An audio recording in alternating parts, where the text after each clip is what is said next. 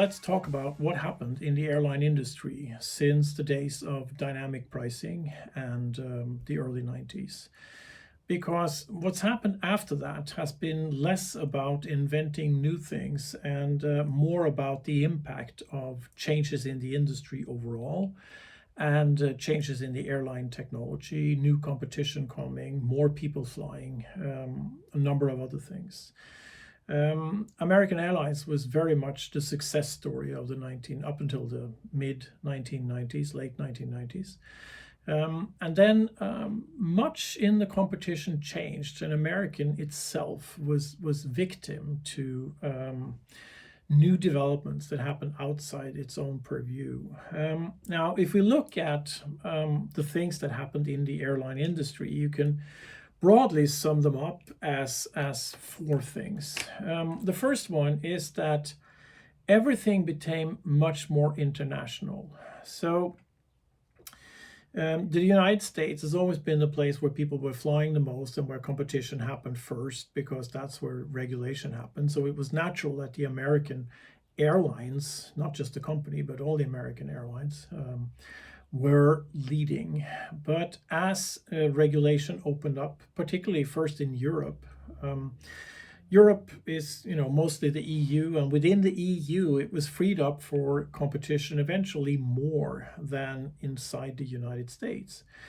So, and that accelerated the development there. In later years, around 2010 and forward, the main change in the world has been the growth of Asia, that people who are the Chinese, the Indians, the whole Asian subcontinent is flying much more and therefore skewing the competition, indeed the route network over towards that side.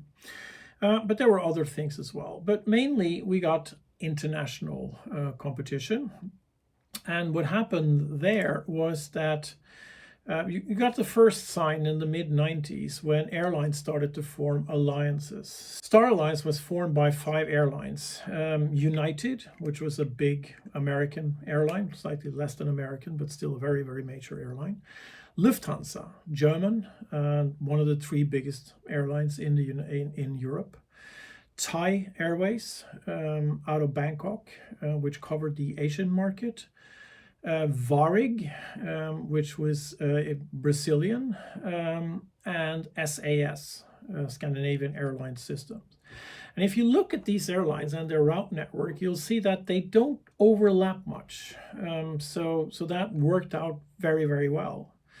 And when you form alliances, it's always like that when the first alliance get to pick the first dance partners, if you will, somebody who decides to gang together and form an alliance. If they're first, they get to pick their partners. And these 5 partners in the beginning were very well suited to each other. So Star Alliance has, without question, been the most successful airline alliance. Now, there were other alliances that came after that. The first one after it was called One World, and the primary partners there were American Airlines and British Airways. And the problem with that alliance was that British Airways and American Airlines had been quarreling for years. They've been competing very hard on the transatlantic market. American Airlines wanted more space at London. British Airways wanted more access to the US market. And so that was formed, and they added on other airlines as well, but it hasn't been able to be as closely integrated as Star Alliance have tried to be, because the remaining airlines compete more with each other. And then there have been some other alliances which haven't been that successful. There was something called SkyTeam, which involved Air France and Delta.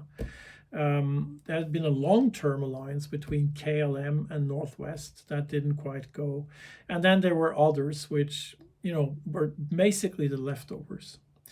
Now, the advantage of having an alliance is primarily for the business traveler. If you fly Star Alliance or one of the other alliances, you will be treated as if you're a member of a frequent flyer club in SAS, United, Lufthansa, Thai, Varig, and then a bunch of other airlines that are part of Star Alliance as well.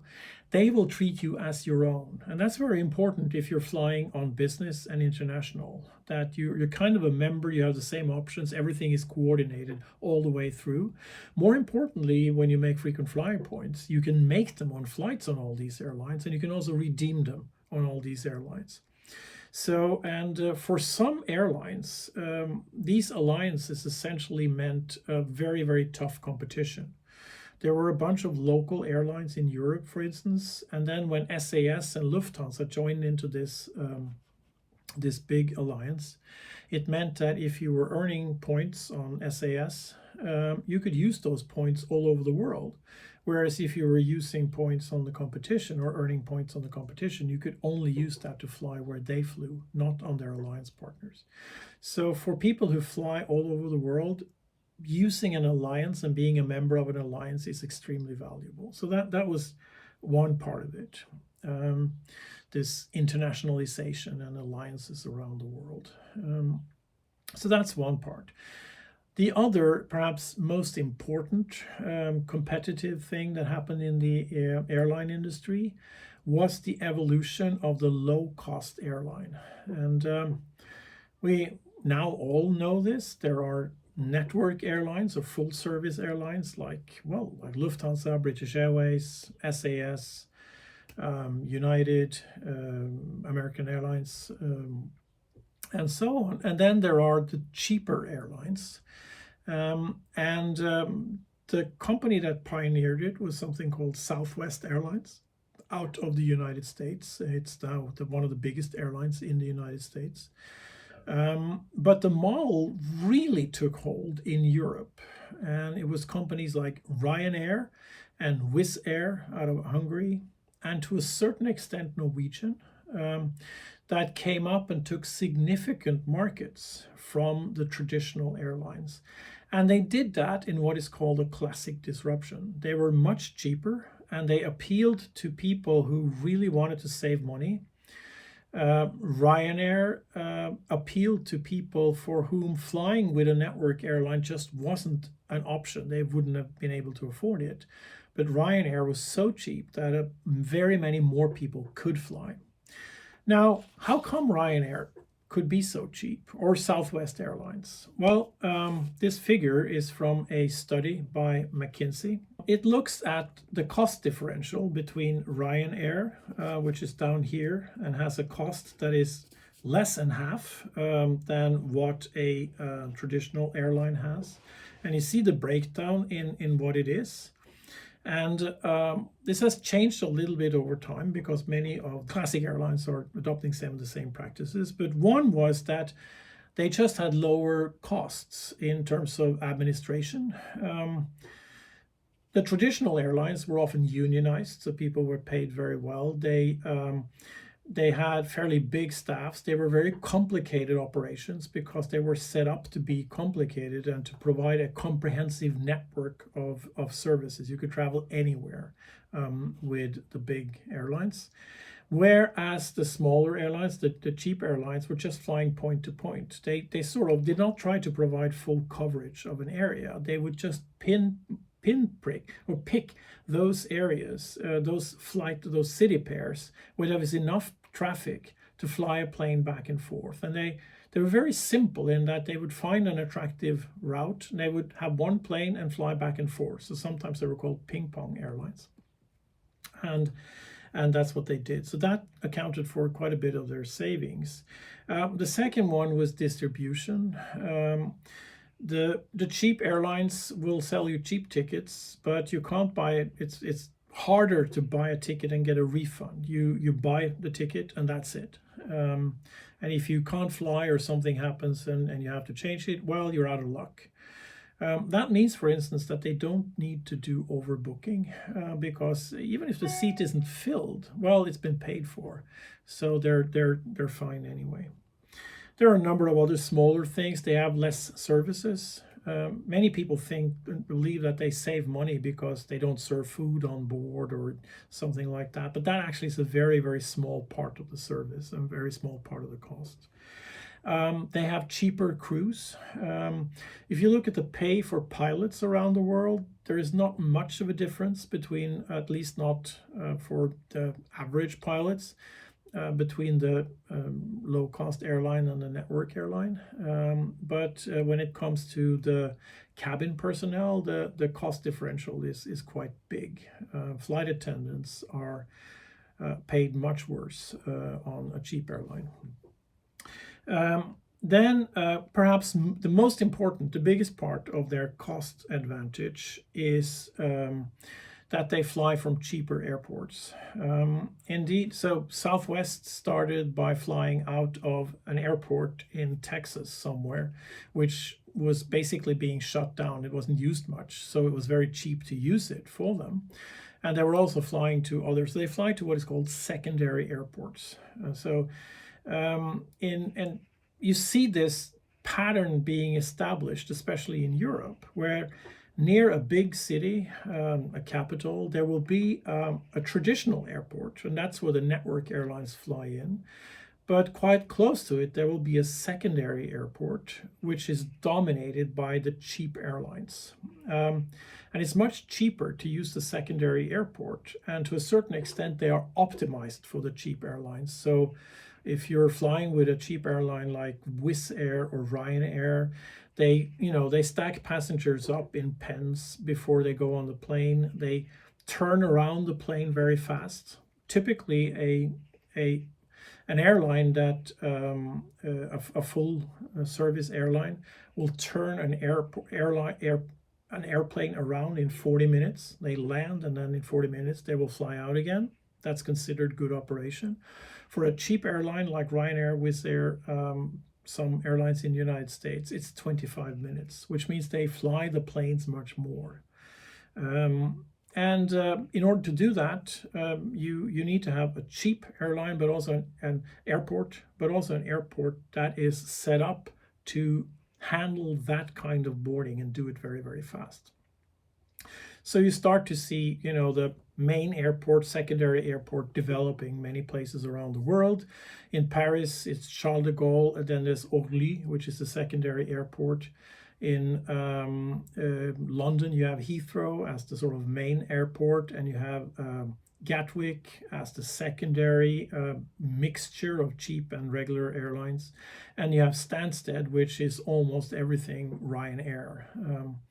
You see the same thing in the Nordics. In Oslo, you have the same pattern. In Stockholm, you have the same pattern, and so on. So it's kind of splitting into a market for, where you have the low-cost airlines and the high-cost airlines. And the high-cost airlines try to cater more for the business person, and the low-cost airline more for either the very price-conscious traveler or people who are going on vacation and are willing to bear a little discomfort in order to have a cheap ticket. And finally, the cheaper airlines also have more seats on each plane, and they tend to be all of the same kind. They don't have first class or business class or anything like that, most of them.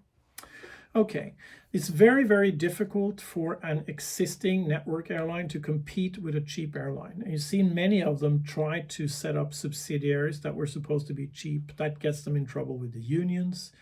Their systems aren't set up for handling things, and so on and so forth. Very often, they're not set up to handle doing things online.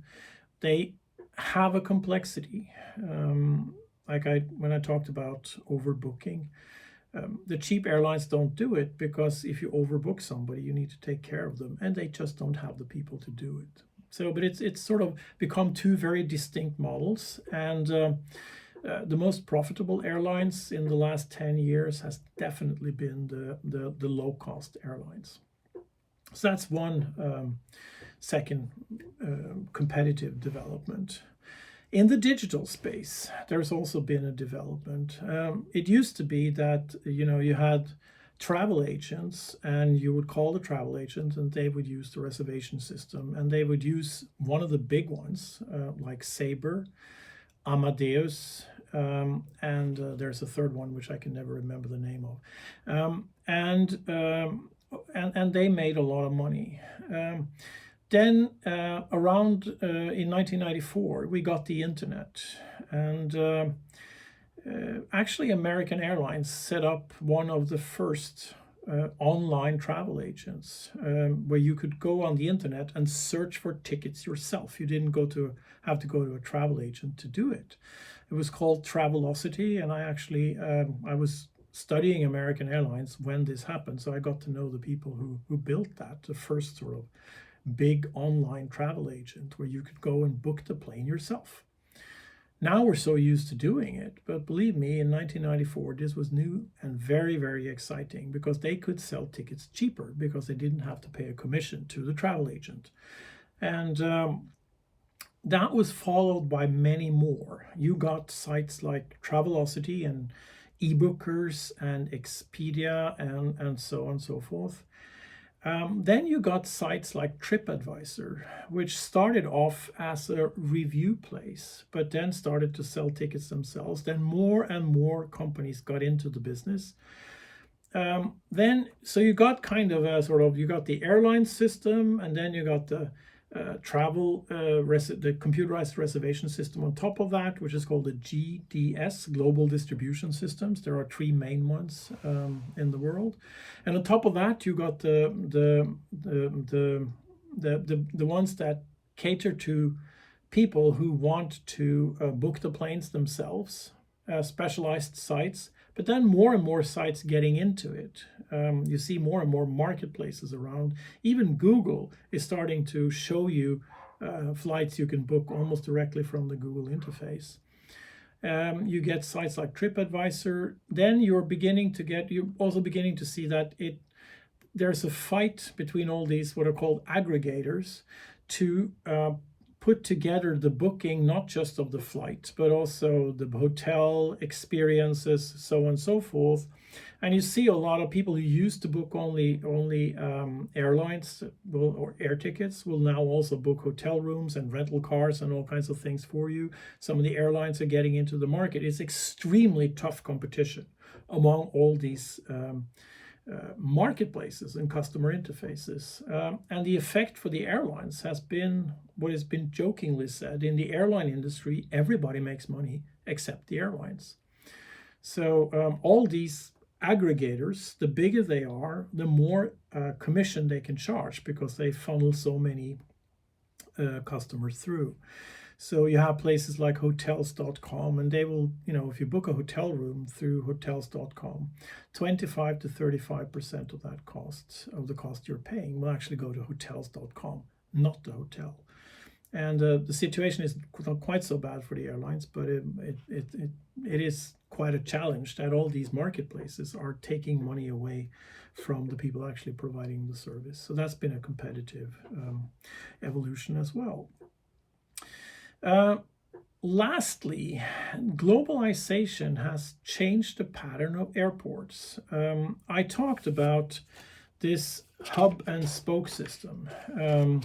So there was, right after the competition started in the United States, it was extremely advantageous to be able to have a hub and spoke system where you were dominating an airport, a popular one, and if you dominated that, it was very hard for competition to get in, because you would fly there weren't that many slots available and you can fly there.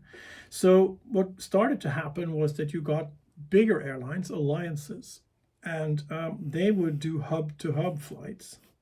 So in order to be very economical when they were flying people between these big hubs. For instance, if you're flying from Frankfurt to Sydney, which are both very big airports, Frankfurt to Shanghai, London to Dubai, which in itself is a very big hub. Between these big hubs, you needed to have big airplanes to fly there, and so you got bigger and bigger airplanes. The biggest one was the Airbus A380, which is, can take almost 1,000 passengers if you do everything in economy, and was seen as the future. So you got into this situation where having big hub airports was very important, and the quest was for having big planes that could ferry many people back and forth. Well, these big planes are very, very expensive. Operations in big hubs are very expensive. And what happened was that there was a development where you got new airplanes that were smaller, didn't require so many passengers to be filled up, and were simpler. And so the first sort of hint towards that was the Boeing 777. And the important thing about the Boeing 777 is that it was constructed digitally, which meant that the construction itself was cheap. The development was cheap. It only had 2 engines. Engines were getting much, much more reliable, which meant that you got into something called ETOPS, which means extended operations, which essentially means that there used to be a rule that said that if you were flying above water for a certain time with no possibility to land, you needed to have at least 3 engines. So you have, I think the DC-11 was a plane called a TriStar, which had an engine and a tail in order to be able to have 3 engines. And that's so if one engine fails, you still have 2 more. You can fly the plane on those. Well, when you got ETOPS, where engines became so precise and so reliable that even if you're flying across the Atlantic or across the Pacific, you can do it with just 2 engines. And the Boeing 777 was one of the first planes to do that. But then after the Boeing 777, you got the Boeing 787 and various variants of the smaller, more regular planes that were designed for shorter distances, primarily the Airbus 320. There's one called 321neo, which can fly very far. And also the 737, which is the most popular passenger airplane in the world, originally designed to fly within Europe, within the United States, not a lot of distance, but to be very economical. They've stretched it so it has become bigger, and they put bigger engines on it. And both the A321 and Neo and the Boeing 737 MAX will be able to fly across the Atlantic, for instance, and are much more fuel efficient. The fact that they are smaller means that you, as a cheap airline, can use them to start competing in the long-haul market. So you could fly from here to here. It doesn't require that many passengers to fill up the plane profitably. And people, of course, are much more, they want to fly direct. They don't want to fly first to a big airport, then to a second big airport, and then to their destination like that. So, and that evolution has been taking on steam, becoming more prevalent.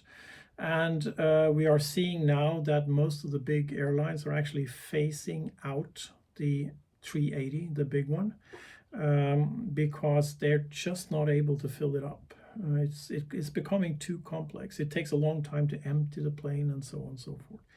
So we tend to see these technologies stretching, bigger and bigger airplanes until you get to a size where you just can't go any further. Faster and faster airplanes. The Concorde, a fantastic experience to fly with. I unfortunately never managed to fly a Concorde. I would have loved to. But it just became too expensive. You couldn't land it everywhere. It made a lot of noise and so on. And then you've seen that the evolution of the smaller jet, which is more and more economical, but that's also running into problems. A Boeing 737 MAX turned out to have 2 big engines for the airplane. They tried to correct that with software, and it wasn't done in a really good way. And now every 737 MAX is forbidden to fly. And still hasn't been allowed to start flying again. So there are lots of evolutions technologically. What I'm talking about here, the internationalization, alliances, and the growth of Europe and Asia, particularly Asia. That's been one aspect. the low-cost airline as a significant competitor in most markets. They're not big on the long-haul market yet, but they're coming there, particularly Norwegian. The digital marketplace, putting layers on top of the airline's own customer interface and then, sucking profitability out of them. And lastly, the evolution in airplane technology, which is far from over. And then, of course, in February and March 2020, we had the COVID-19 crisis, which is basically killing airlines. Airlines have high fixed costs. Putting planes on the ground, flying at only 10% of your capacity, is simply just killing airplanes. If previous experience is anything to go by, it will take quite a bit of time until flying is back to normal. In the United States, which is the best example, we had the mortgage crisis, the economic crash in 2008, 2009, and it took 6 to 7 years until flying was back at normal in the United States. My prediction is that it will take at least that long for the airline industry, for business travel, to or just holiday travel, to re-establish itself after the COVID-19 crisis. In some market, it may go faster, particularly in Asia. But there are a couple of things. People have less money, so they will not be able to fly as much for holidays. The airlines can't drop the prices so much because they don't have any money left either, and it's hard to fill capacity. Businesses have learned to use video and video conferencing. This is an example, what I'm doing now. And it will take shorter time to get back, or longer time to get back to flying as much as we did before. And so well, it'll be exciting to see, but I think the airline industry will be, if not broken, at least suffering badly for the next 3 to 4 years. I'm recording this in June 2020. So I think we'll be looking at something like 2025 before we see any kind of recovery, if ever, because there is also the aspect of pollution, of greening, and this will be an opportunity for technology to catch up to that. You might see regulation that disallows so much flying. So it'll be very interesting to see. I hope you've enjoyed this little lecture about the history of the airline, and I hope you also see how it has the airline industry shows the sort of interaction between new technology, new business models, new kinds of companies coming up, new forms of competition, both in the digital space, but also in the operation space. And with that, I think we are finished with airlines.